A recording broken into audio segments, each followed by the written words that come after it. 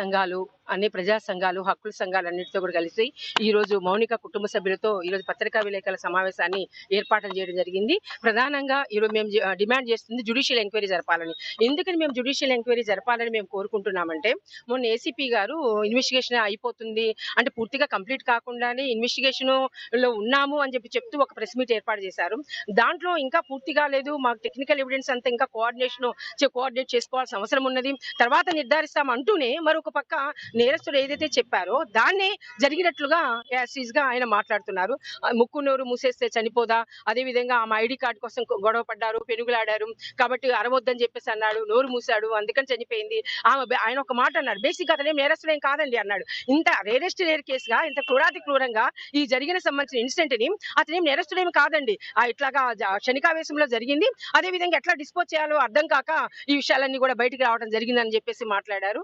అయితే అతను అంతా వ్యవహరించడమే కాకుండా సాక్ష్యాన్ని మాఫీ చేసే విధంగా ఇక్కడ నుంచి అమ్మాయి తలని చేతులను తీసుకొని వెళ్లి ధారపారంలో దహనం చేయడానికి ప్రయత్నం చేయడం, రాత్రిపూట అంటే పగలే సామూహికంగానే వెళ్ళడానికి భయపడే ప్రాంతంలో రాత్రిపూట అతను ప్లాన్డ్ గా తీసుకెళ్లి తగలబెట్టిన వ్యక్తి తను భయపడ్డాడని అందుకని వేరే వాళ్ళకి చెప్పారని చెప్తున్నారు. ఇంకా చాలా ఉన్నాయి దానికి సంబంధించి చాలా అనుమానించేది. అతను అనంతరంగా సరెండర్ అయితే వాళ్ళని పగలగొట్టాల్సిన అవసరం ఏముంది, వాళ్ళు తలుపులు పగలగొట్టి మేము వెళ్ళాము లోపల మేమంతా చూసామని అంటున్నారు. మరి సరెండర్ అయిన తర్వాత ఆ తలుపులు బద్దలు కొట్టి లోపలికి వెళ్లాల్సినంత అవసరం ఏమి ఉండదు.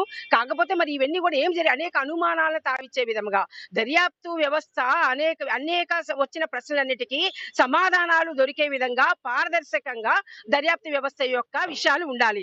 ఆ విధంగా కాకుండా అనేక సంబంధించిన అతను నేరస్తుడు ఏదైతే చెప్తున్నాడో రీకన్స్ట్రక్షన్ లో భాగంగా నేరము సంబంధించింది ఎట్లా జరిగింది అని చెప్పేసి రీకన్స్ట్రక్షన్ లో భాగంగా ఇలా చేశాను అలా చేశాను అని అతను చెప్తున్న కథనం ఏదైతే ఉందో, ఒకళ్ళు ఉన్నారో ఇద్దరు ఉన్నారో, నేరస్థలం అవునో కాదు, ఏం జరిగిందో అంతకుముందు ఏం జరిగిందో ఒక విక్టిమ్ బ్లేమింగ్ అనేది మొత్తం కూడా సమాజంలో జరగకూడదు. ఒక నేరస్తుడు అతను జరిగినప్పుడు నేరస్తురాలుగా ఈమెను ముద్రించే పరిస్థితి అనేది జరుగుతూ ఉంది. కాబట్టి విక్టిమ్ బ్లేమింగ్ ఏదైతే ఉందో, దళిత మహిళగా ఆమె ఉన్నది, అదేవిధంగా ఈ రోజు పేద మహిళలుగా ఉన్న వాళ్ళ సంబంధించిన మీద ఇట్లాగా బ్లేమింగ్ చేయటము, ఈ నేరము జరగడానికి కారణము ఆమె ప్రవర్తన ఈ విధంగా జరగడానికి కారణమైంది అని ఒక రకమైన సామాజిక ఆమోదాన్ని పొందడానికి ఏదైతే నేరస్తులు వాళ్ళంతా ప్రయత్నం చేస్తున్నారో అట్లాంటి ప్రయత్నానికి నా సామాజిక ఆమోదం అనేది ఇవ్వడం సరికాదు. ఆ విధంగా ఆలోచించవద్దని ప్రజలు మేము విజ్ఞప్తి చేస్తున్నాము.